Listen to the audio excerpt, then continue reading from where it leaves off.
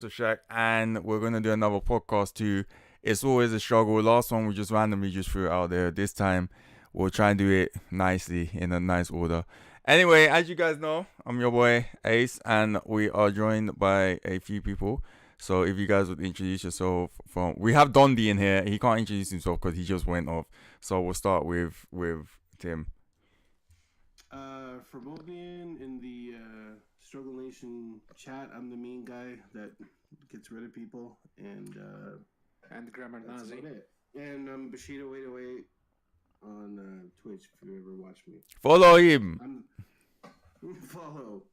That's it. And subscribe. And then if you subscribe to him, tell me so I can get what's it, commission, and then we can do business. You get a commission, and then you get a lifetime vacation from your chat. That's it. Next. Harley. I'm the guy with the weird voice over the internet. I come from a remote place in the middle of the Mediterranean, and basically that's just me. Go on holiday there. It's cheap. Next. Hi, I'm DarkBladeXX. I'm part of Struggle Nation. If you're looking for me, I'm pretty much the same name on almost everything. See, Darkblade, if you stream, tell him, message him on Discord. See this guy here, he will finish. Listen, any game, if you want the game, just tell him, he'll buy it for you. Don't worry. Anyway, and and lastly, go on. I'm Ashwin, Green God. I'm a writer, and this is my first VC, but let's see how things go. Welcome. And where are you from? I'm from India. We got another person from.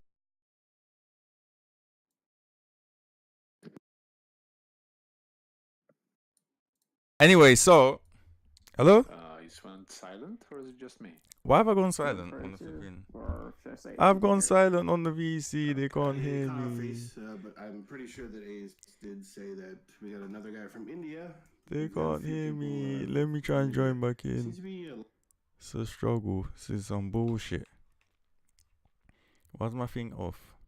Let me see. Discord better join back in. Why is this code have to mess up? And I'm not editing this, you know. You guys will be able to hear the struggle. Let me see now. Am I back in? Yes, you are. For flip's sakes. Yeah, you're back, yes. Anyway, so it's always a struggle. So the topic of today is: do you think that paid DLC is justified? So when I say paid DLC,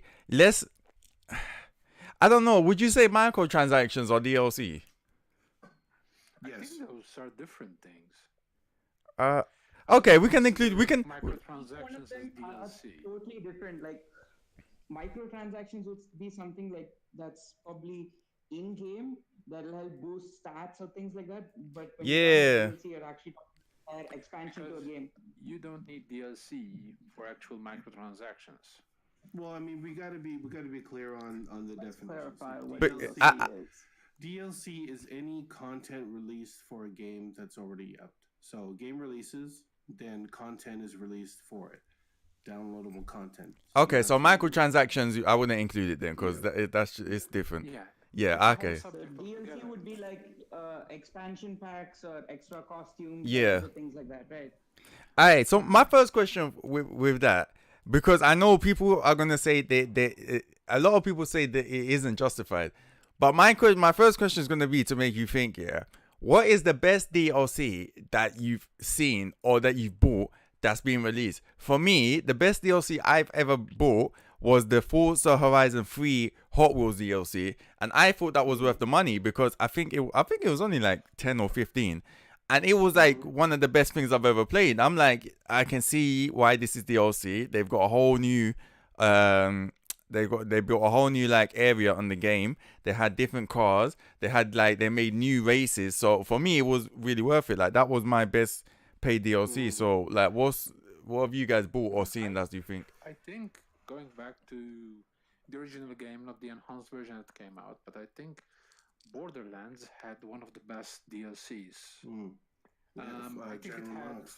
four different campaigns in the 1st Mhm. original, Hmm. and they all added something to the whole game. Yeah. And I think Tim can also say, but it's a Yeah. feeling that I got from the streams is also Far Cry had some really good DLC. Yeah, really, really good added content, and I think what we're all speaking to is value for money. Like I paid, $20 to $30 for a season pass to Fallout 3, and the 4 DLCs that released for that were content rich. Like they gave you hours of added content, and they were like legitimate expansions to the already released full game. And I think that's what's key is people want a full experience first, and then if we really like it and we want to support it, we'll get your added content. Mm-hmm, So mm-hmm. yeah. That's what I. Sorry, but Ace, I think this we might get into later on. We should talk also about season passes, which is related to DLC. So Yeah. Yeah, I the just want to go off what Furbobian said earlier is basically that, um, well, I don't know about the best DLC for me, but as for the DLCs I've played recently, I did enjoy the Spider-Man, Marvel Spider-Man that came off of the Mm-hmm, PS4 mm-hmm. recently, and the DLC Mm. was pretty interesting. Mm. What I look for in a DLC mainly is like, as you mentioned, more of an expansion into the world, uh, Mm. better narrative, better like smoother gameplay, something that like links it to the primary storyline, but it's a little Mm. bit, it gives you more of a gameplay experience. That's it. Right, right. do you know what I don't like? I think the worst DLCs, the expansions I don't really mind, but I think the worst DLCs is like, for example, Mortal Kombat's done this, which is a little bit annoying, but I don't mind fighting games when they do it, to be honest. But I don't like when the game's not even out yet and you've announced DLC for the game and you've got like a video of the DLC or some shit. Like you're already marketing this DLC. Like, yeah, this is gonna go. And I'm like, well, couldn't you technically include that in the game then? Like, why are people, or like pre-orders DLCs? Like, why can't you just include this in the game? I think that's a valid point, but that Mm. that could be actually taken from very different angles, and I think it's on a per game basis because if if the developer is thinking, okay, I'm late in the development cycle, I promised in the initial E3 announcement or whatever announcement it was that it will include this, it will include that, but I didn't constrain myself in saying that this will be in the initial game on DLC, and I'm late, I will start to prioritize the main game and then put the extra stuff as DLC. But there have been cases where the story was done, everything was packaged, and they actually found the code already in the game, Yeah, and it true. was just waiting for DLC package to be opened or bought in order to enable just another little bit. So it depends on how the developer is actually approaching the DLC. Is it because they're announcing the DLC to extend the story? Is it because they're late and they want to chop off some sections of the game, maybe a different island, an exploring island? Something is sacrificed and then it's announced on DLC. So it depends on the intent of the developer. I've actually seen that about that is so true where they've where If you're kind of right. There's like I agree that when you're promoting a game, you should kind of like focus on primarily the game because I don't see much of a point for you to focus on DLC content when your game isn't out yet, unless like Harley said earlier, the during the game development process they had already fixed that only so much content would go into the primary game, and because they're kind of late into promoting the game, the DLC, they already came up with an idea, but they didn't add it to the game. but there's some like DLC, like what you guys were saying for the season pass. I don't like season passes because it's like, why am I gonna? First of all, most of these season passes are like the same price as the game, which doesn't make sense. And then second of all, it's like, why am I gonna pay for a season pass. I don't even know what I'm getting because more time they like tell you, oh yeah, this DLC's coming out, That's but true. then they won't tell you like every single DLC that's out. Like you don't know what you're getting basically. I The think thing it is that, depends on how they sorry, do it. Oh, yeah, go ahead. no, no, no, go ahead, go ahead. It's I Yeah. want to hear your opinion as well. All right. I think it depends on how they lay it out and how they do it. When it comes to certain season Yes. passes, some people will just throw it out there. Hey, this is the price. We'll let you know in the future what we drop. And then there are companies kind of like people that make Fallout. With Fallout 4, they pretty much let us know what we were getting. So when I got the season pass for that, I didn't really complain too much because it felt like I was getting another game. The DLC was just so good, and there was so much content. Now there was really just two big DLCs, and the rest of them were just little packages. But I loved every single one I got. It felt like I got a whole different game, and they let me know ahead of time. Good point. Yeah. For me, I think some of the worst DLCs I've seen are again ones that don't give you value for content. So, the classic offender way back in the day on the Xbox 360 when paid DLC started becoming the norm was the horse armor for Oblivion. So you paid Oh my $2.50 for one For piece extra of protection. armor to put on your horse. That's one thing for me, the cosmetics. The second is, and this is a whole different topic that we might want to get into, is the rapid reaching of a goal, like by paying money to unlock every single multiplayer, like say weapon or whatever that does more damage. So legit players get screwed, and people that have extra money they get to jump ahead into Yeah, I don't like levels or that. whatever. Yeah, that is But terrible as well. would you classify that as DLC or It's microtransactions? absolutely It's DLC. Like DLC. again, Okay. it's Yeah, content, the right? whole pay to You're win getting thing, I don't like content that. for money, and you have to download it to get it.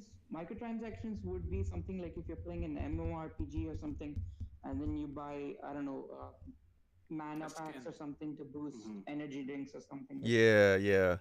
Cause I'm at Call of Duty done. I think this Call of Duty done it. The one that's out now is either this one or the last one where you could buy like a weapon skin for like $2 or something, and people are like, Yeah. "Yo, like, why are you trying to do stupid shit where you trying to like?" Why are you doing that? Like, it doesn't make sense. That could just be in the game. Like, you. But the thing is, as well, people are buying it. So, like, if the company was doing it and no one's buying it, then you could say, all right, yeah, they're doing it, but this is stupid because No, no. I think But I think the reason they're buying it is because the brand is like really famous, isn't it? That's probably the reason why it's happening. And there's whales, right? okay. I want to, yeah, you're right. I want to touch on 2 points though.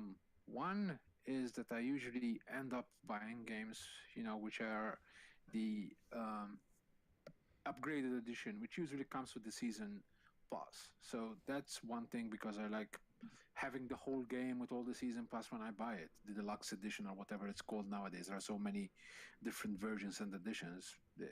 So for me, the season pass comes part and parcel mainly with the game when I buy it. So it's not. I don't think there was any game that I actually went out and bought DLC apart from when I bought the game. Then the other thing is that when it comes to DLC, one thing that I would really discuss is, do you think that a DLC should be extending as a side story or it continues the main story? Because there are other aspects to consider when talking about DLC. I think What is it a trying to achieve? DLC should. I think a DLC is like primarily trying to expand on the universe that the game has been set in. Like that's Mhm. to me as a writer, that's like the perspective I see in.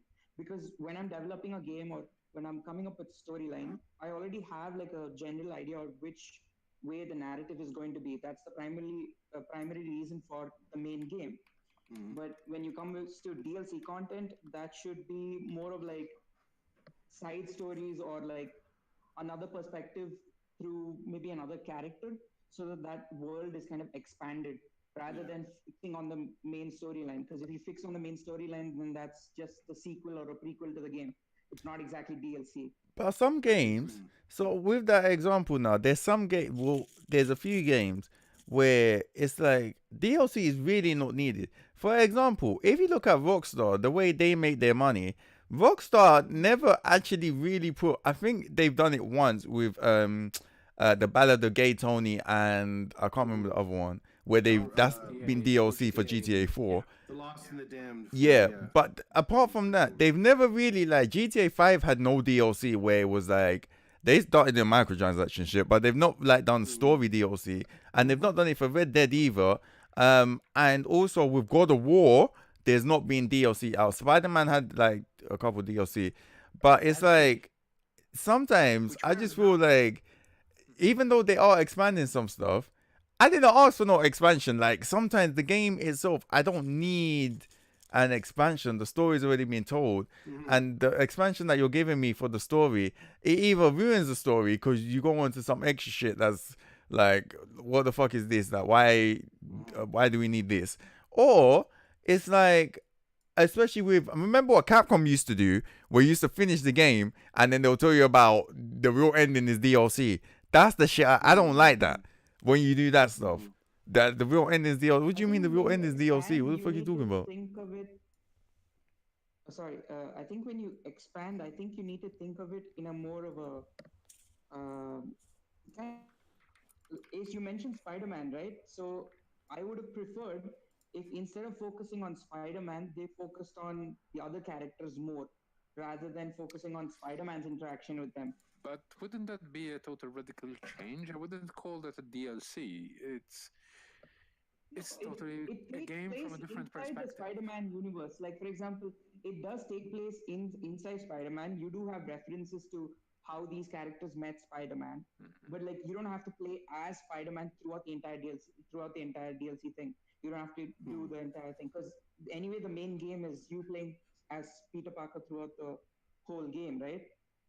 It would have been made a little bit more sense if you played as some of the other characters and had like cutscenes where you could interact with another character. Mary Jane.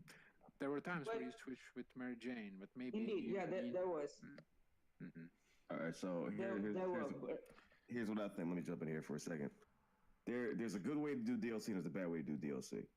I think when it comes to Spider-Man, that's an example of a good way to do DLC because you have a game where the game is so good and the story is so excellent where you don't need it, but any DLC you get is kind of like a cherry on the cake.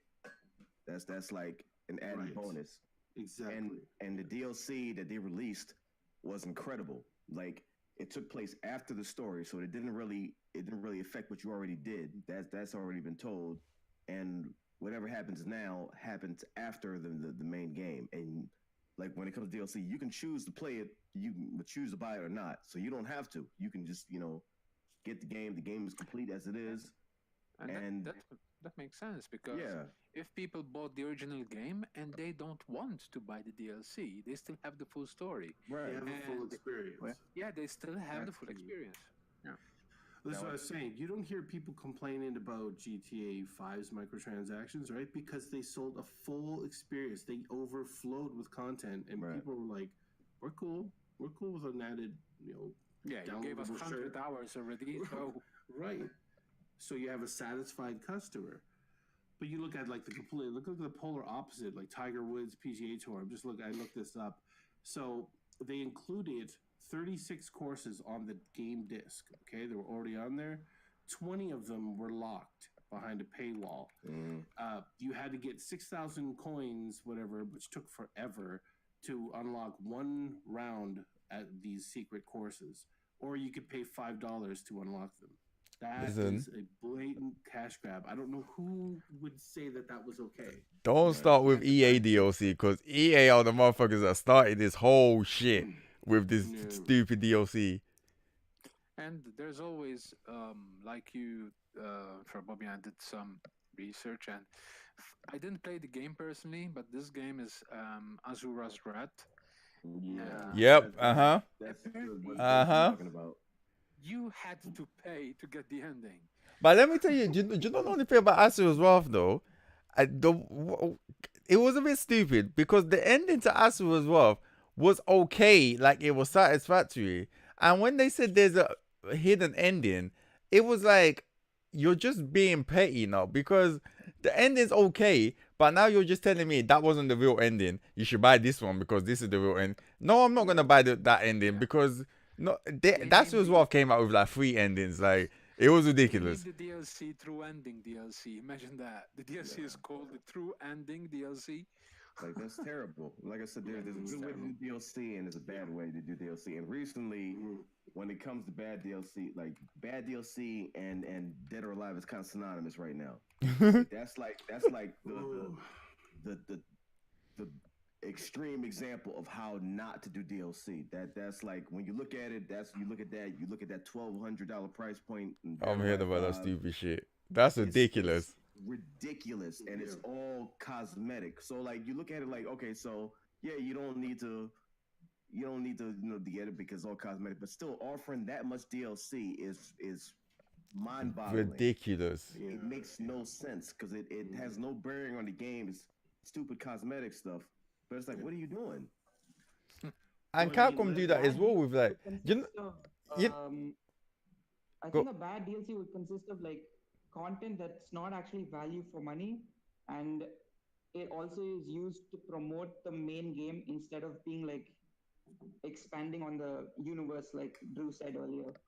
Do you know who the first to do DLC, in my opinion? Yeah, Capcom were the first motherfuckers to do it because technically they like Street Fighter 2. If you look at Street Fighter 2, there's like 5 versions of Street Fighter 2.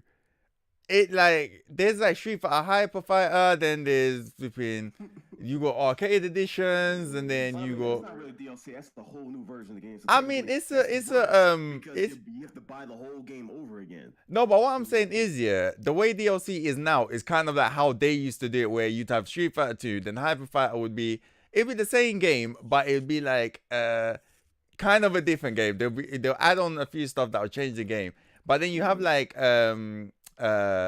developers now that would give you, for example, maybe like Fallout. They'll give you the game, but then the DLC would be like a whole different game, which I don't mind when they do that because at least you feel like for that money that I've paid for a new game. Star Wars Battlefront DLC is like $60 for this DLC, and it's just maps and like characters. 3 maps. Yeah. 3 maps. Not enough content. Because like check it. Like look at Star Wars Battlefront 2. They had, I think, more than triple the maps from the new Star Wars Battlefront. All of it was free. All of it came on the disc. So it's like, guys, you've already set the bar of what you're going to offer us. So why take it away and lock shit behind a paywall? Yeah. Because, like, look, people like on GTA 5, the reason why they quote unquote get a free pass, and I've heard developers say this, they say like, well, why does GTA 5 get a free pass? They have microtransactions. No one's talking about their microtransactions. It's because they're genuine about what they're doing.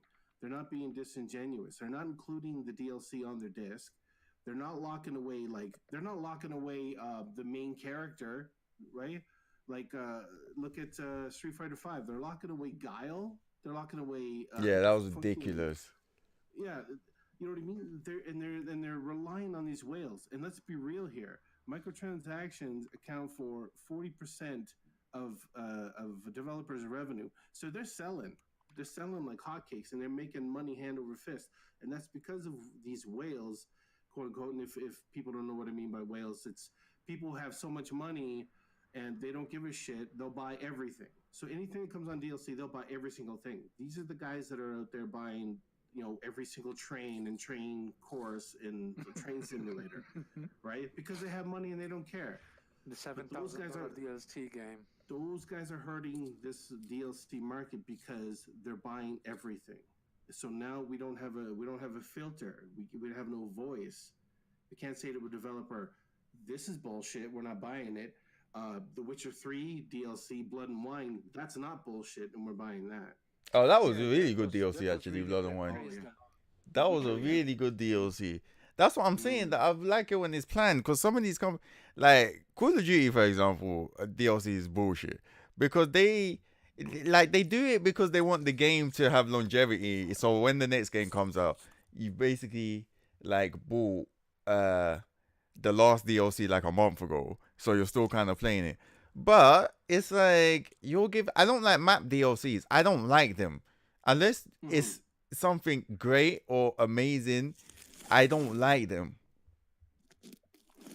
That's exactly what I was saying. They shouldn't use DLC content to block or try to promote their primary game. Yeah. Essentially, that's what GTA did. GTA had an entire game by itself. You had 100 plus hours. You could do unlimited amount of content, unlimited amount of other things to do. And even though they have microtransactions, that's only like like Drew said, the icing on the cake. It's not a complete necessity, but it does help. Like if you want. Yeah, I think that's what makes it better. And there's other thing, like I know people used to get pissed off about the day one DLC, like DLC that came out the day the game came out, or when the stuff was already on like already in the game and locked behind a DLC. Yeah. That's what pisses people off because it's like you're charging people from the jump, and not all the game is there to play. Like it's just. And you can't fool the internet anymore. I mean, that whole thing with Capcom blew up in their face because someone checked that disc. They said we're gonna deep dive and we're gonna find out what's up. And they see that the characters are there, and it's like a simple key gen thing, like where they you buy it and then they unlock it. Yeah, but we're getting fooled. Let me tell you why we're getting fooled. These people, they're so smart. Listen, they've changed the game. Nowadays, if you realize, now they have this 3 days, get the game 3 days early shit. And if you've noticed, everything that they do with that is the deluxe edition. So you have to buy the extra edition with all the DLC to get the game 3 days early. So basically, you're like duped into buying DLC now. No matter what it is, you have to buy the DLC to get it early. Yeah. So imagine you're some competitive gamer, right? And you want to get this game because you want to level up quick or whatever. And in order to do that, in order to get the game 3 days earlier, which is like a lifetime for someone who pours time into making themselves like a better player, you got to buy it. Just to add to that, though, I would clearly make a distinction. I have absolutely no issues with that if it's a single player game. If I have no advantage whatsoever in the end game, as in I'm playing by myself, it's a single player game, then I'm fine with that. But then again, it goes, you can then discuss about those who are streaming. They will have access to the game earlier, but that's another story altogether. Yeah, because then let's get on that. Most of the important people that stream and are big in the industry get access to games even before that. Right. Yeah, but that's what they do that 3 days before because, like, even if you're not a streamer, like, if I'm excited for a game, say I'm excited for Mortal Kombat now, and I can get it 3 days early, or it's just out there, you can get 3 days. I don't want to be sitting on YouTube. I'm seeing this motherfucker playing. I want to play. So I'm like, yo, let me buy the deluxe edition. And then I have to, that it comes with all the DLC. Like, that's why it's expensive. But fighting games, I don't know about fighting games with DLC. Because, what'd you say? I think it comes down to the game you're buying at the end of the day, doesn't it? Like, I pre-ordered Spider-Man for the PS4. And that came with the Spider-Man theme and, like, a bunch of other DLC content, just like you said. And because I pre-ordered it, I got it like earlier than the release, right? But that depends on the type of game you're playing. So I'm taking a point Harley said, which is that if you play a single player game that's like complete by itself, then like it makes more sense to have DLC pre-ordered inside it itself, because that's just like an extra something that you're getting for the amount of money you're paying. But on the other hand, if you're playing a fighting game like Mortal Kombat or something, where it's not primarily about the single player experience, it's more of like, it's basically more multiplayer, right? Because like at the end of the day, you want to fight against other people online and see who's better. So that it doesn't make sense in that type of game. At least that's what I think. You mentioned Mortal Kombat, and I want to pick up on that.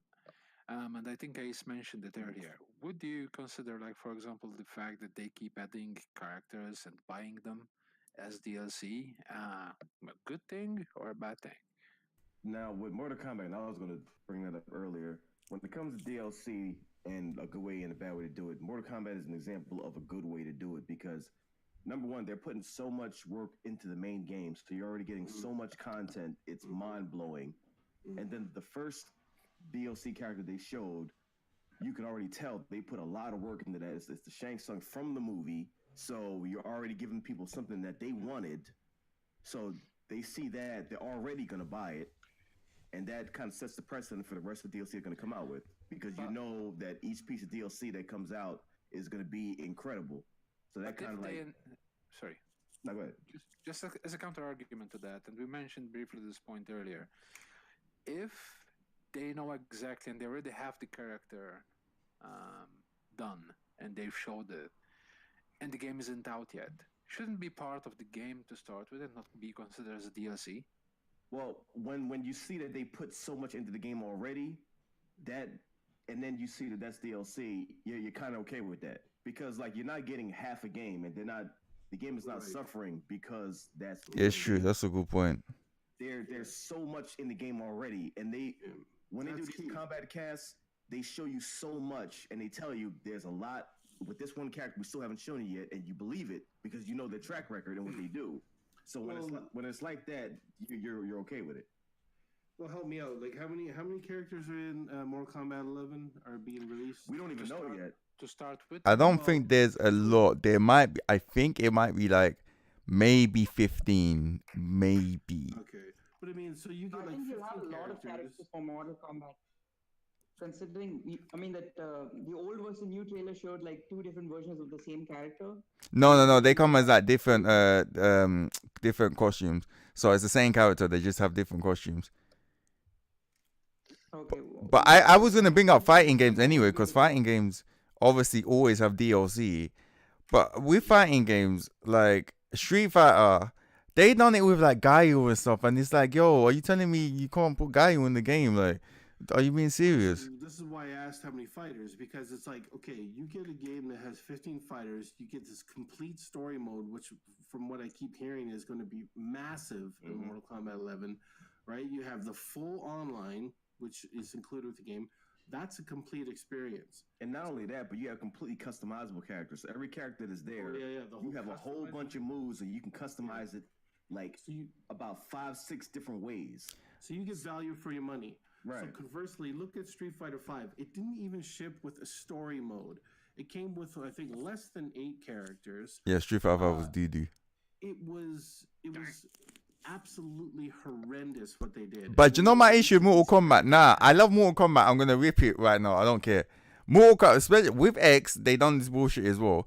They brought out the DLC. The first DLC was Goro for the pre-order DLC, which is BS. Because you're telling me what, Goro's not on this? Of course Goro's on the game. He's in every Mortal Kombat. Secondly, don't tell me they couldn't put Shang Tsung in this game from the get-go. It's Shang Tsung. Like, he's in every Mortal Kombat. You could have added him in the base game. But just to answer a question, there will be 25 characters at launch. 2 of them already are considered as DLC, which are Shang Tsung and Shao Kahn. Those are DLC coming at launch. You could have added Shang Tsung and Shao Kahn to the base game. Like, what have you really done to Shang Tsung and Shao Kahn? Why you couldn't have added them? What if Shang Tsung is not part of the story experience for this game? I don't think he is. I think Shang Tsung is only in the credits. Yeah, but why he's not as that's probably why he's a DLC. Yeah, but that's fine. But it's not like you haven't had Shang Tsung in your game before. Where like if it's that's true. When they put like Jason or Freddy or something, then cool. You need to make a whole new character. You need to make a whole new moveset. You need to think. But Shang Tsung, like, it's that guy you'll be in the Street Fighter 5. Like, you've had the guy in the game before. Like, I don't think you have to do that much work. Yeah, I mean, but when you look at it, like, this is not just Shang Tsung. It's a Shang Tsung from the movie. I'm okay with that. I'm okay with it because it's true. It's Shang Tsung from the movie. But what I'm saying, Drew, is yeah, okay, his likeness. Okay, maybe you need to, make a new model for his likeness. But this is Shang Tsung. This is like them saying Scorpion's DLC. You'd be like, what do you mean Scorpion is DLC? Like, you've had him in games before. You can't just add the same moveset into No, Scorpion. that would be like if they had Liu Kang and it was Liu Kang from the movie.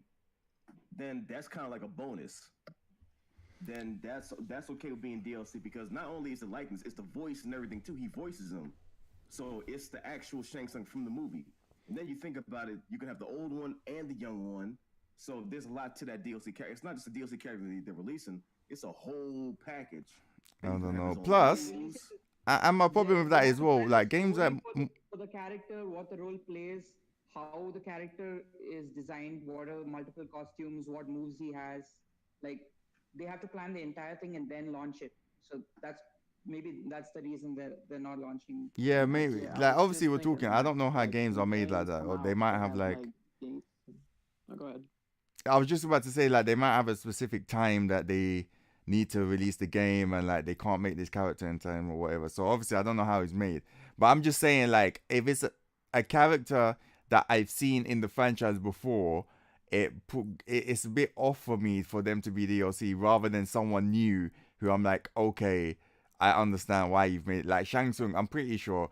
I don't think his moveset is going to be that much off of what his moveset has been before.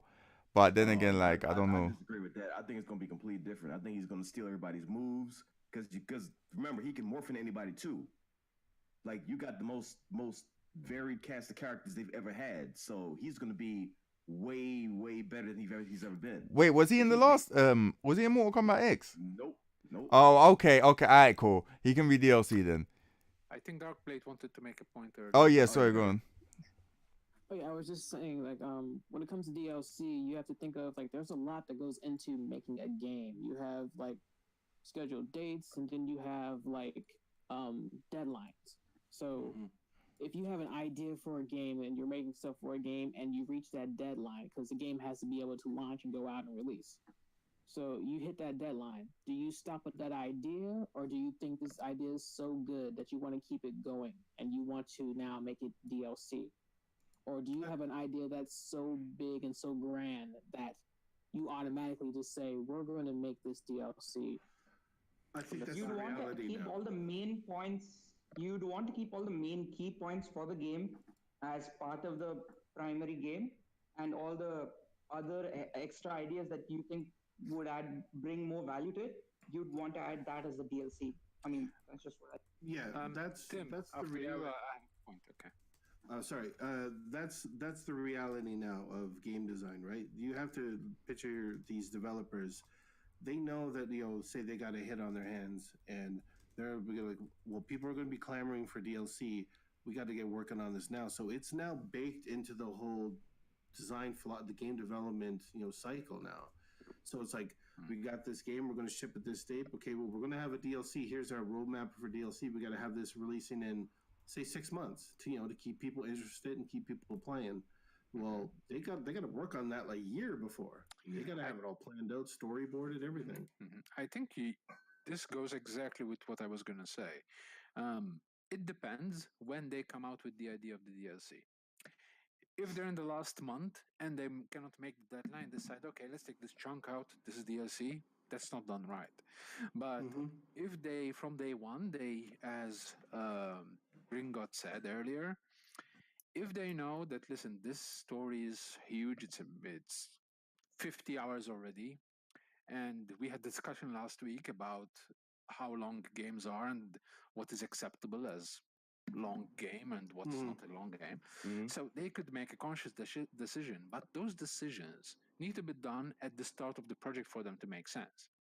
If they're at the 11th hour and they're all of a sudden, okay, we're out of time, we're out of budget, what do? We have the last 4 chapters still to do. Okay, let's come up with an ending, and then we think of the original ending and issue it as a true DLC further on, through ending DLC. That's done wrong. That's what DLC shouldn't be.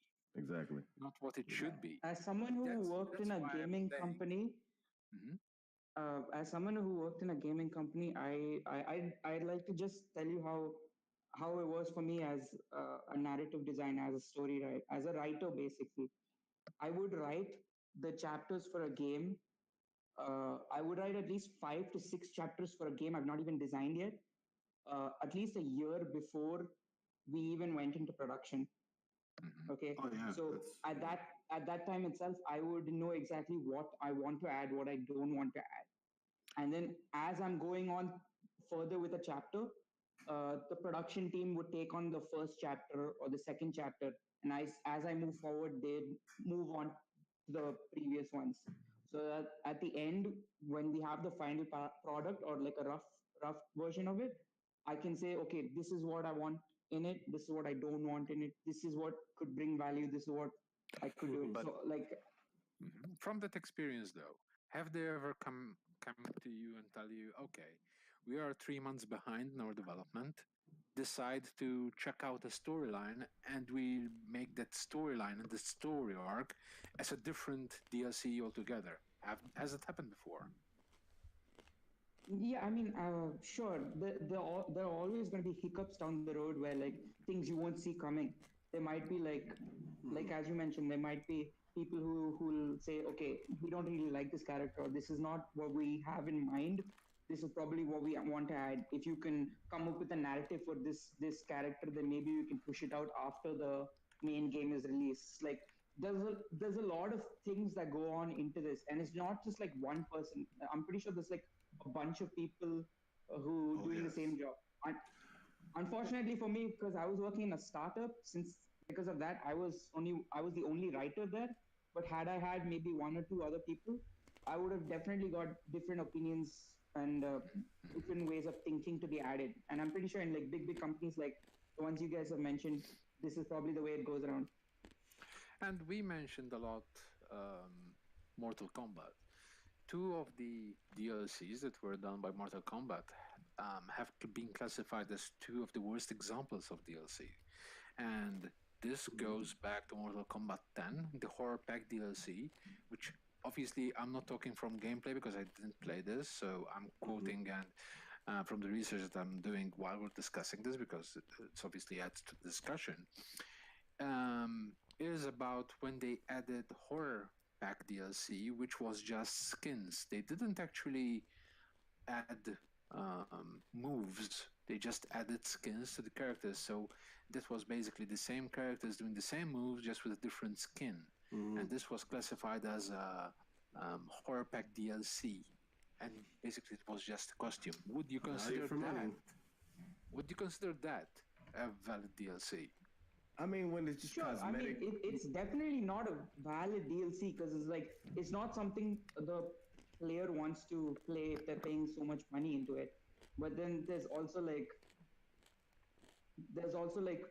higher authorities above the people who are actually making the game, like in terms of like a financial business perspective. So like they would make the calls as well. So like sometimes they make bad judgment calls and you still go through with it because that's just how games are made. And ones like that, they don't hurt the game because it's up to you whether you want to buy it or not. Like it doesn't affect the story, it doesn't affect the game. Good It's point. just completely Fine. cosmetic. So like I can choose, I can see it. I'm like, well, this is BS. I don't want it, and I can skip it. So it's not a It necessity doesn't to add have. anything, as you said. Yeah, does it? it has nothing unless you just want cosmetic. Now, when it comes to staying on the topic of NetherRealm, right after that, then they released Injustice 2, which has some of the best DLC I've ever seen. Like you got characters that, and this is why I believe that the DLC in Mortal Kombat 11 is going to be incredible. Like you have the Ninja Turtles who have never played like anybody ever played in a fighting game. You have 4 characters in one that you can swap at will. Like so it's you're using 4 characters at once and it's incredible. Like I've never seen anything like that. But that goes back to the valid point that you mentioned earlier, is that when they spend hours just deciding the new moves, even the voice acting, the design, this is totally different and completely new. It justifies a DLC. It's not just they took one character that they had, just added some voice acting, different design. Here's a new character. Right. When they spend that amount of time, I would have no problem at all buying the DLC because I would love the character because it's a character that I enjoy, and they put effort in it. They have different moves. They behave like something totally different. They are themselves. I mean, that's effort. But just to buy, Jason's skin and put it on Luke Cage doesn't make sense. Right. I'm not gonna lie. No, Harley. No, you're wrong. The horror pack wasn't like that. The Jason and Jason, Alien, and whoever it was, they were new characters. Yeah, they were all new, legit characters. They weren't skins. I'm reading a character. Character. I'm reading an article that said it was just skins and they kept the same moves. Nah, cause like Jason, you could like kill him and then he'll come back alive or some shit. So that was like Mortal Kombat's really, really good with DLC. Like I don't mind paying for new characters. Sometimes I don't even mind paying for cosmetics. Like it depends what it is. Like yeah, I'm the same way. I paid for what did I pay for? Good. I think I paid for one Naruto DLC where it was a cosmetic, but it made Naruto look like Goku, and I paid for it because like I'm a fan, and I'm like, oh shit, like that's dope. Like, I'm trying to play my game with him. So that's fine, right? There's nothing wrong with a company honestly trying to get money. It's saying, okay, this is for the fans. The fans want, say, this new Spider-Man skin or whatever. We're going to give it to you and say, I know they didn't charge a price, but this is just an example. But we put it out there for fans and we charge a little money. We make some money. That's honest business, supply and demand, right? And sometimes game companies, like especially indie developers, they don't know that their game is going to be successful when they release it. So they don't plan DLC. The game releases, it's super popular. So then they make DLC in response. There's nothing wrong with that. It's supply and demand. People love Dead Cells, right? If Dead Cells was a failure when it came out, then they would never have made any DLC for it. Mm-hmm. That was a direct response to how much people love that game. Great game. Yeah. Oh, yeah, great game and great DLC. So what do you guys think of the whole paying money for multiplayer advantages? I mean, is there anyone here that thinks that's okay or a good idea? No. I never liked pay to win. No, I've played a lot of MMORPGs, but I've never supported pay to win. Yeah, I don't like totally it against what I was. When it gives me an advantage in the game or something like that. That's going too far. And honestly, it's person specific, because if somebody wants to like advance faster, they don't have the time to grind, then I can see it okay for them. But for me, like I don't like it. I'd rather do it myself. No, but play the game more and use skill. Okay. I think that's why people like Fortnite a lot, because Fortnite didn't really have that. It was like you use your skill. Like if you're good, you're good. If you're not good, you're good, and you don't pay for anything else but cosmetics. Yep. Okay. Yeah, and like all the things that you could find in the game are anyway available if you paid it. I'm pretty sure there are a couple of MMORPGs that do it the same way. Like you don't get anything special. All the equipment and all the legendary stuff you can get if you grind and find it in the game itself. I'm one of those that have no problem with it, because I maybe don't have neither the time nor the patience to grind. So if I can pay for DLC, not to just, pay for getting the end level or my character leveled up, I'm not saying that. But if there's a boost XP, I will get it. Yeah, if but there's something... they can't do that, because if I don't have money, you're telling me just because someone else is richer than me that they're gonna be they're gonna be better than me in the game. That's bullshit. I'm not saying it's fair and then it's something I do in order to catch up with people that have the time. You know what I mean? It's that from that perspective. If I'm playing a game, which we're talking about multiplayer games now, because you cannot get an advantage unless it's multiplayer. So we're talking about getting some boosts in order to make up for example, someone that needs to grind 5 hours to get a gun in a game, which is a great gun, and instead I can go to the store and buy that gun. No, I don't like that. If you didn't put 5 hours in, you shouldn't be able to get what I put 5 hours in to get. Depends on the game. No, I'm saying I'm not in favor of it, but if I have the option, I would do it. See, the only problem is, and that makes it pay to win, and somebody who even somebody who has the time to do it, but they have an endless amount of money, they just pay and get all the top stuff. And people like me who start from the bottom.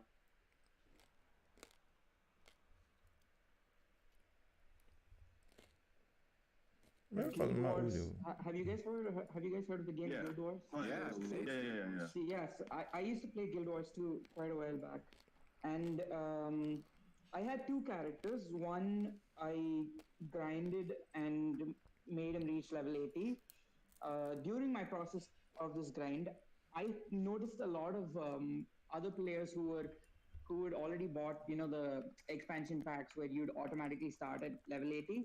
But one thing that I really liked is that even though they were at a higher level than me, I could defeat them not just because they're high level, but because if you grind, you have the option of enhancing um, your attacks or your skills as per what you are good at. Mm-hmm. Yeah, Right? and that's very so that kind of that kind of balances that fact where like if you pay to win the entire thing, then like it kind of cuts it off because like you can be defeated by someone who's 20 levels lower than you, but has like better skills than you do. That's when it comes to skill. Yeah, that's not.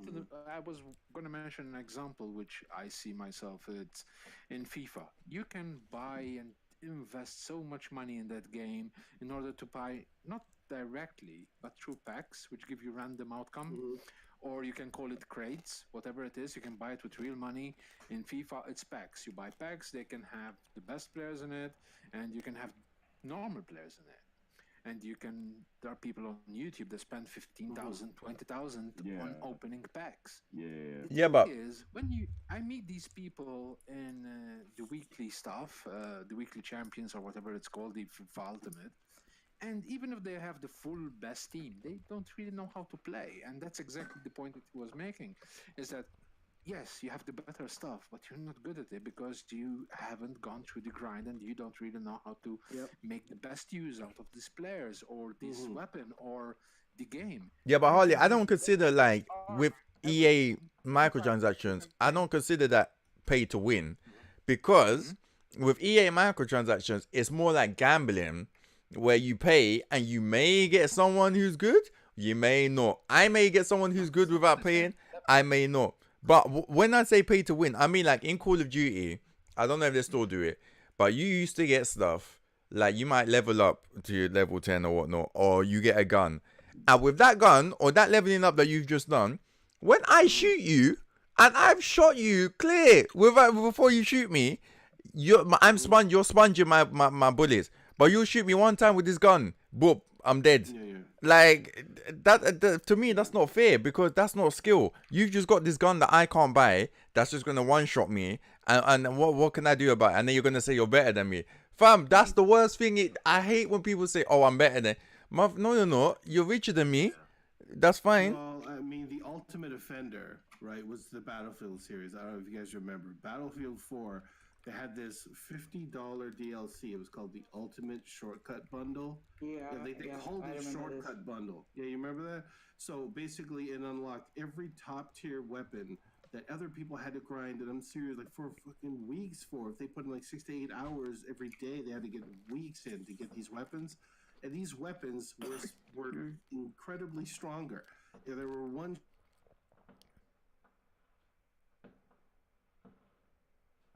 Jim? Parents' credit card to get these weapons.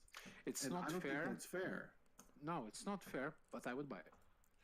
Yeah, I think but one thing that Guild Wars did to, for both game, one thing Guild Wars did to invalidate something like that was that they had regions in each of the map, right? Where up to a certain region, you get only certain type of weapons. Like you couldn't bring something that's like an extremely high level weapon. That's cool. I like that. Level 20 or level 30, because like that would be totally unfair. So that's actually really cool. Depending on which region you start off in, you're limited to that weapon. But as you progress and get to the ends of the game, you can like use whatever weapon you have. So a bit more in Harley's defense, I'll use another example. Rainbow Six Siege, right? They have these characters, right? They release them through season passes. You can pay $30 to get these characters right away. I think it's like 2 or 3 or 4. I can't remember. But, they have like special abilities and whatever. Or you can grind through the game quite a bit and get like, I think 20,000 Rainbow Six points. And then you Apex can Legends is doing that as well. Yeah. right? So that's fine, and I understand it because there are the type of gamers out there like you, Harley, who's like you can put in a couple hours, maybe this maybe 3 or 4 on the weekend, so you will never get these characters any other way. Yeah. So There are some that's happened to me when I was playing. I think as long as Call of Duty whatever as you're well. buying doesn't affect any attributes that are skill based, like your attack power, your speed. mhm. As long as none of these attributes, which are skill based, are altered by the payments, then it should be all good. Like that's just what I think. But then it doesn't It become pay also to win. depends on the foundation of the game itself. Like, what type of game are you playing that you're doing this in? Like, for instance, with Warframe. Warframe, you can kind of do that. You need the new Prime Warframes come out. You can get them. Like, for instance, I just bought one. And my friend was going to get one too. I asked him who's going to buy one. He was like, nope, I'm going to take my 2 to 4 hours, just go out and get it myself. Yeah, see, that's the thing. Like with Warframe, you can buy this stuff, but you can also get it in game. It takes a lot of time. You got to grind, but you can still get it for free. You don't have to actually pay to get it. So you can still. That's kind of like jumping ahead, but still, like with Warframe, the game is free. The game is incredible. So it's so fun. You want to play it and grind to get whatever. Yeah, that's exactly what I was saying. Like, you can put in your hours, grind, find the weapon or whatever you want for free, or you could just spend a little bit of money and get it. But as long as the end of the day, the way you play comes down to the skill, then it's fine. But if you have a purchase that directly alters how strong or how you play the game, then that's something I don't agree on. That's just what I'm saying. Yeah, but for me, as a casual player that has limited hours, I will never be able to play the game at the same level as other players. Because by the time I set my foot out, I'm dead.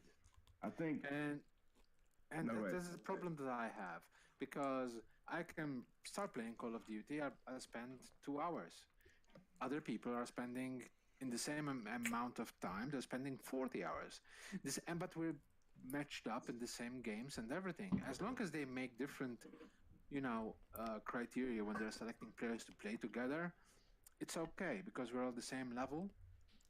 But if by someone that has a higher rank gets access to much better weapons, and I have absolutely no chance unless I buy that. Yeah, match pairing is a really important factor into this. Who you're paired up with, where you're playing, that's like a really big thing that affects what kind of purchases you make. Because Call of Duty, when I used to play, if you buy something that's meant for max level equipment and you automatically go to max level, and you end up getting paired with some noobs who are like level 5 or something, you're gonna kill them like anything, right? So like, you should just match pairing is like a really important factor into it. It actually is. It actually turns away sometimes consumers, and no game developer wants that. You start out the game and you imagine with a bunch of people who've already been playing for months. Your first experience is you getting slapped all over the place. And you're like, okay, I'm not playing this anymore. I think with me, like the only reason why, or the only time I have an issue with it is if the game allows PvP and allows higher level characters to invade where you are and fight you. Like you're level 1, they're level 100, and they can still fight you like that. Yeah, that's what I was saying. Bad design. If you keep region and level restricted, if you keep region and level restricted, then it's good. But if that restriction is not there, then it sucks. But there's certain games that are no restriction and you're all in the same world. They've bought all the golden infinite weapons. You're running around with plastic swords, and they can still show up where you are and then just pretty much shoot your head off and Robocop you. Like that's what I don't like. I don't like that. RuneScape used to have that until they came up with the update to level up the restrictions. And that was so sad. If you're all playing the same, where there needs to be restrictions there. If you have the ability to buy gear, buy top tier stuff, and I know it's randomized, but it's still top tier stuff anyway because you don't want to pay for BS. So if they have that, then there needs to be stuff in place to kind of like keep people in the same level or whatever like that, so that you're not starting the game and getting obliterated. And Yeah. that's another point Yeah. that I would like to make. I am totally not in favor of these random crates. I would rather have something at a fixed price with a guarantee that I am buying that item instead of they making it a lottery and a gamble. I don't Yeah, like I don't that. like those either. Yeah, but why do I have to buy these items? Why can't I just get in-game currency that I can earn and then just buy it with that? Yeah, but I mean, A lot of mobile MMORPGs are now using in-game currency for you to do that. You could either pay it using credit card or whatever, or you could do quest tokens and stuff to get in-game currency to use them to buy whatever equipment you want. To sort of hold Mortal Kombat 10 to the fire a bit because they get a free pass sometimes. What did you guys think about the easy fatalities? Yeah, so I've you read could buy 30 easy fatalities for $5. Yeah, I didn't like that. I didn't like that. and that you could use in multiplayer. Are you serious? They had that? Yeah. Yeah. But you like, could use say- that. say Fatalities how they're preventing- supposed to be. Why would you want to have easy fatalities for a certain amount of money? Like if I'm playing Mortal Kombat, my favorite part of Mortal Kombat are the fatalities. I don't want to Yeah. pay. It's like so much I money to- I don't like it, but at the same time, I don't have to buy it. Like it's Yeah, but- it's completely optional. Don't you agree? Isn't that like it instant kill? goes? Sorry. No, No, but no, it's not instant kill. It's only like you hit a couple buttons and you do a fatality automatically But at the that's end. thing. But this is the Oh. thing. Using your point that you mentioned, anything, if it doesn't change exactly the outcome, because for you to arrive to the finish him, you have already won. Yeah, So you're just doing the fatality. Yes. yeah, So yeah. technically, it's not changing the outcome. It doesn't It's not- affect the game. Well, So a lot of us would what's think wrong it's with that then? ridiculous. I mean, But there's what some if people you're out there only who's trained not. to use that now. Yeah, but fatalities are like a pretty big part of Mortal Kombat. If it was any other game, I would understand, but like that's a pretty big thing Mortal Kombat's known. I mean, but there's people out there who might not be as dexterous, right? But I mean, if that's the case, I'm sort of asking the question: then why are you playing fighting Yeah, games, exactly. Yeah. right? Yeah, but If with you Mortal can't do Kombat- back forward, low punch, high punch to do a fatality, then Yeah, but with maybe the Mortal game isn't Kombat- for you. Fam, I don't know everybody's Yeah, fatality, you that's know. Ruin it They for you, should though, find a way 'cause- to do the same match pairing, like you're saying. There might be people who have low dexterity, like you mentioned, so maybe they should pair them with other people who have low. No, dexterity. but the thing is with that easy fatalities, fam, I don't know everybody's fatality on the game.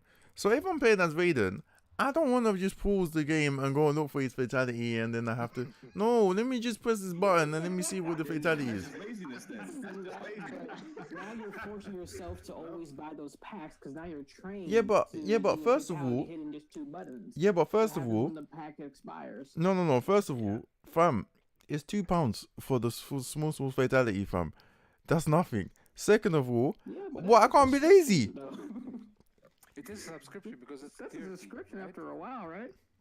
Like, if that's how you're gonna do it, then you're always gonna have that, right? So that's But- subscription now. But and I may be wrong, but I believe you could also get those easy fatality tokens in game by like playing the ladder or whatever like that. So damn. it's like it's something that you didn't have to buy. You could actually get it in game. It's just buying it, you get more and faster. Mhm. Now, is that for every game mode or only for certain modes? Because if it's for like every game mode, I don't know about like I don't think you can do it for if I'm versus Online. an actual person, I don't Yeah, think I like that. I don't even think you can do it online though. I think that's only for offline. But either Okay, way, yeah. fam, by the time I'm doing Yeah, this online, easy, it wouldn't be fair to do an easy fatality on anyone. yeah, but by the That time I'm would doing this make it easy unfair. fatality, fam, I've already beat you. So you're just Yeah. standing there dead anyway. So shut up and take this fatality, bro. What do you mean?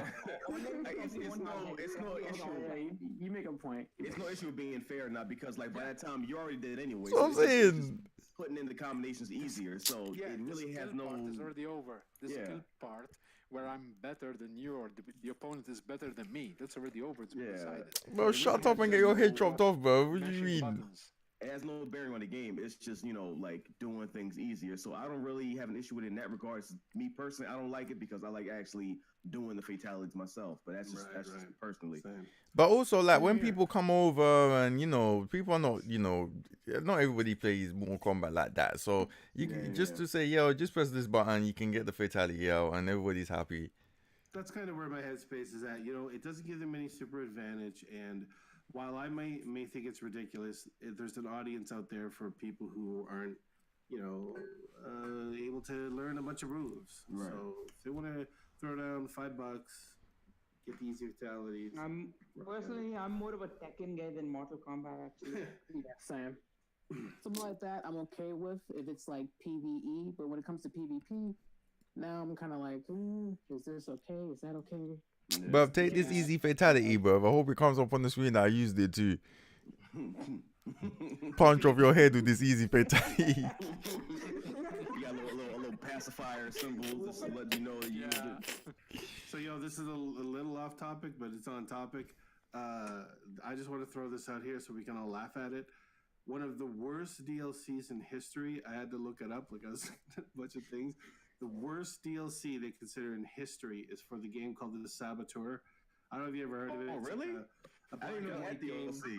Yeah, it's a black and white game, and like as you did things, it brought back color. It was kind of open world, used stealth. Yeah. Pretty good game, and I actually wanted to play it.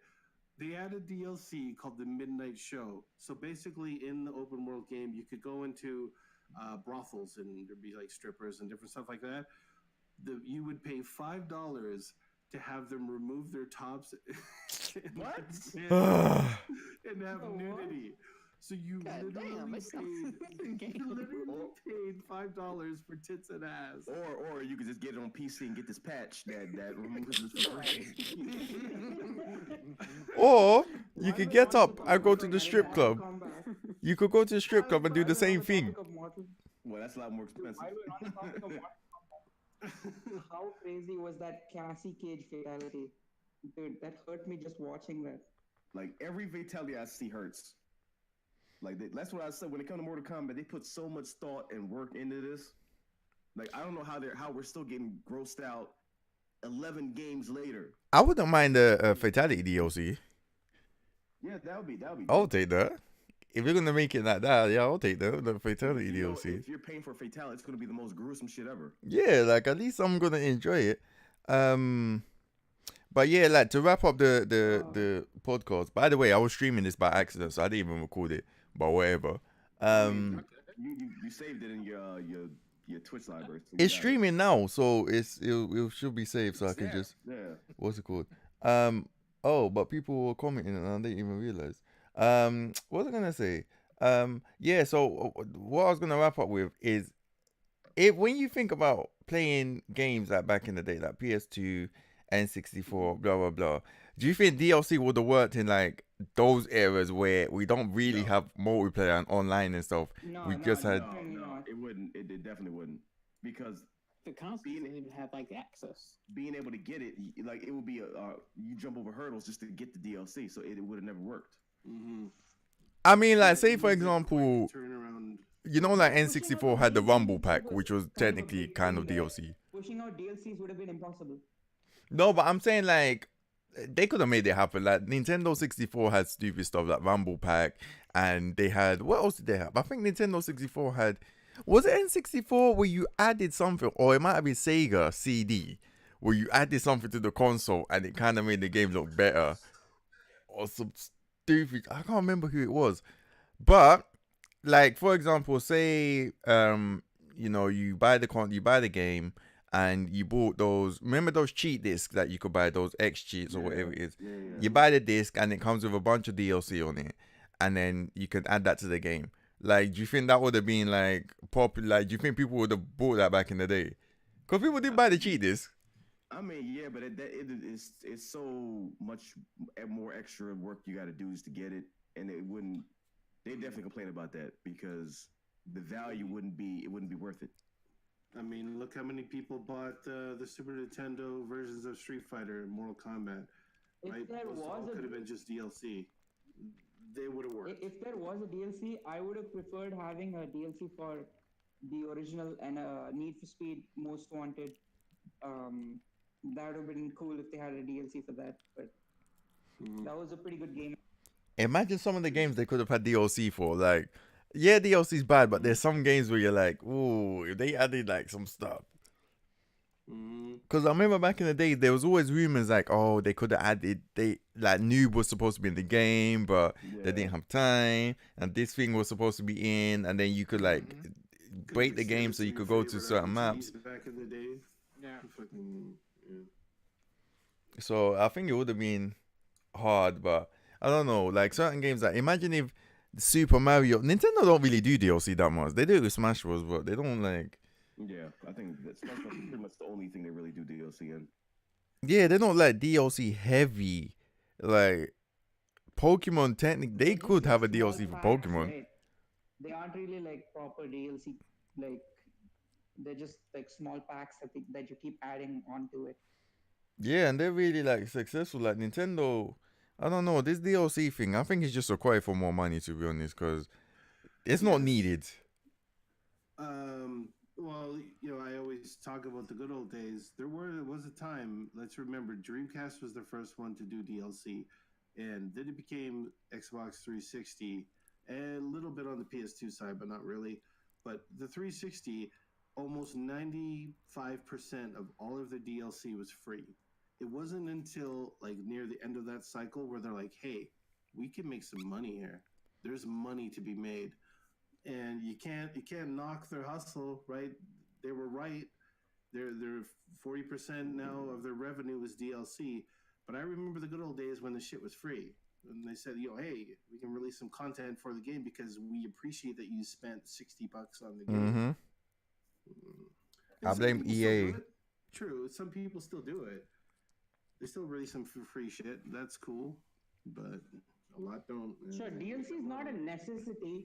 It's just like, and it's an expansion. It's an expansion to your experience. That's it.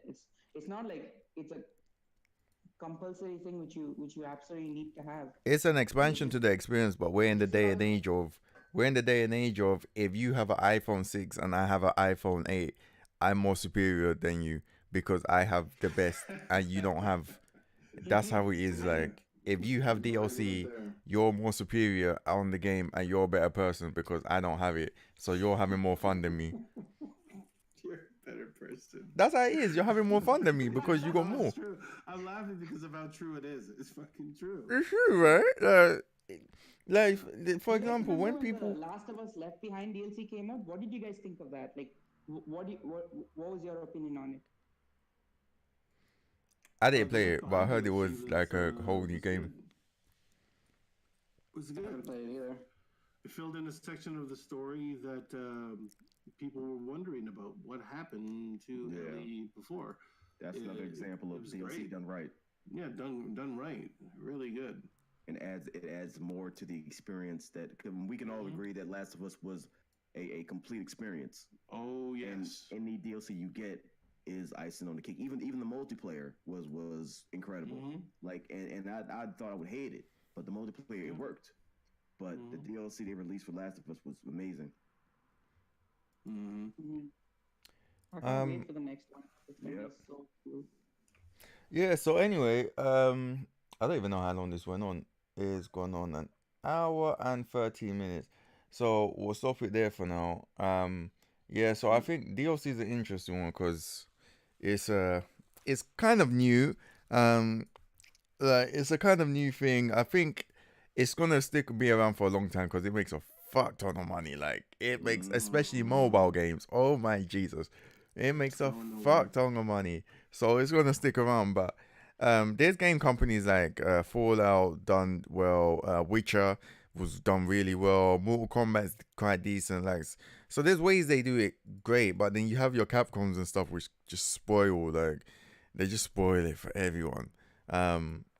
So yeah, and as well, like it's optional, so you don't have to buy it. But again, in 2019, it's like you don't have to buy iPhone 10. But boy, when I've got iPhone 5, and you have an iPhone 10, I'm gonna want to buy this iPhone 10.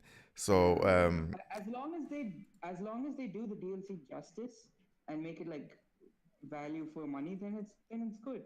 Then I wouldn't mind paying for additional downloadable content. But if it's just going to be crap, then why would I want to waste my money? Yeah, but then again, the question is, and you can talk about last week's topic as well. our game's too long. Well, if somebody's bringing a 100-hour game and your game's only 30 hours, but you bought out DLC for it, then, well, why couldn't you just do a 50-hour game instead of just releasing DLC? So, it depends on the story. It depends on the storytelling experience, because there can be a 100-hour game which doesn't have that good of a storytelling experience, but maybe a 30-hour game has a really, really sharp story experience. So, like, it depends on, like, exactly what you're looking for, what you're going. yeah, I agree with you. But yeah, thanks you guys for joining the second podcast. We'll do this again next week. Next week, Harley, are you ready for this one? Are you ready for the topic next week, Harley? Of course I am. Next week, we're gonna discuss Marvel. Ooh. But let me tell you what we're gonna discuss. Oh, I am so ready. Let me tell you what we're gonna discuss. We're not gonna discuss the Avengers film. Well, it'll probably come in. But what I want to discuss, because Fox has bought Disney now, I want to discuss the franchises that are not in the MCU at the moment, and whether or not number one that they'll fit, and also how they can add like those different franchises. So, for example, like how can they add X-Men into the MCU? Like how would they do it? Well, bearing in mind. Ace, I don't know if you heard, but Kevin Feige recently said that they won't be adding X-Men for. I don't know, but we'll discuss that all next week. I don't know, but we'll discuss that all next week. How they add them, what they could do. You know, because obviously certain people, like if Thanos has done this snap thing, like where have the X-Men been this whole time? But we'll discuss that next week. So just think about what you want to say and write notes or whatever. But for now, thank you guys for watching. Let me know in the comments down below what you guys think of DLC. Is it good or not? Like, do you people prefer DLC? Do you buy DLC? Like, what do you think about it? Let us know in the comments down below. And just shout out your channels, guys, real quick. Your Twitch or whatever. So no one wants to shout out their channel. So I will start. Name's M Dog, usually known as Ecomog or Struggle Nation. You can find me on YouTube at youtube.com/Struggle Nation. Twitch is twitch.tv/ECOMOG. Follow the stream, enjoy the stream. Struggle for life. Well, no, struggle forever. Definitely not forever. Struggle for life. What the hell am I talking about? I don't know. I don't. Struggle for life. I mean, that's what it seems like right now, but like, hell no. It might feel like so, but it is dedication. Man says struggle forever, but struggle forever. Jesus, so we're not coming out. We'll never leave. Tim's not here, but listen, he's got a Twitch channel for Bushido 808. You can go follow him. Tim does listen. You want to see Tim play games because this guy, he doesn't know. You see him, yeah. He's got mental problems, fam. You want to see him play Sekiro. I haven't even seen him play yet, so I need to go watch some of his clips. Anyone else? Darkblade? Damn, shout out, okay. Hey, Darkblade XX. Catch me on Twitch, on YouTube. Catch me over at the Dark Enforcers. I play a lot of different games, mostly Warframe, DCUO. See me playing sometimes Final Fantasy. A lot of different games over there. good. We all about to start playing Final Fantasy. So that's it. Yep, the DLC about to launch. Can't wait. Mm-hmm. You can catch Harley on every one of those channels, by the way. Harley's all over the guff. Yeah. And Green God, you got anything? No, I don't really have anything. He's a writer, innit? So listen, he's about to write these games from these story games. So watch out for him. He's about to write this God of War 2 and etc. So watch out for him. Right, get your pockets ready. That'll be so cool. That'll be peak. Alright, guys. Anyway, thanks for watching. Thanks for joining. Appreciate it. Catch you next week for that Marvel discussion, which is gonna be heated because I know Hardy's ready. Hardy's ready for Marvel. Anytime he's ready. Anyway, later. Peace. Adios.